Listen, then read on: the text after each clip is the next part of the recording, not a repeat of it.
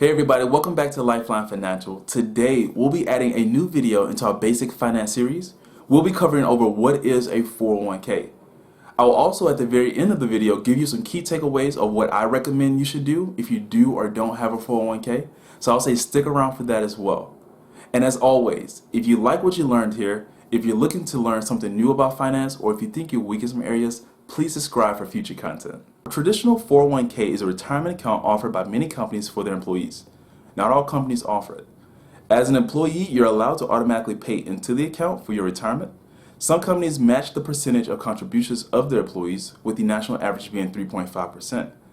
Their earnings are not taxed until the employee withdraws the money after retirement. Like I said before, a 401k is a retirement account that employees can contribute for their retirement.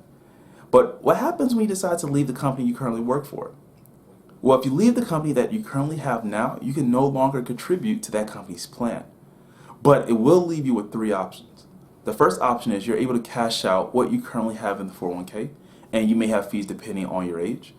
You're able to roll over what you currently have vested in that account to your new company's plan. Or you can leave it where it is now. You may not be able to add to it, but it is there for safekeeping. Here are my three key takeaways for what is a 401k, and these are my best recommendations. A 401k is a great tool to have for retirement income, but it shouldn't be your only source of retirement income. Number two, do your research for the company you work for. Some companies offer 401k and you may not know. For the companies that do, sign up for the program, and if your company doesn't, there are ways to still invest in your financial future. And number three, don't leave money on the table. When you sign up for a 401k program, I would recommend that you do at least matching, because that's what the company's going to give you for free. If you want to do anything more and be progressive, you can do so, but at least matching is what we usually recommend.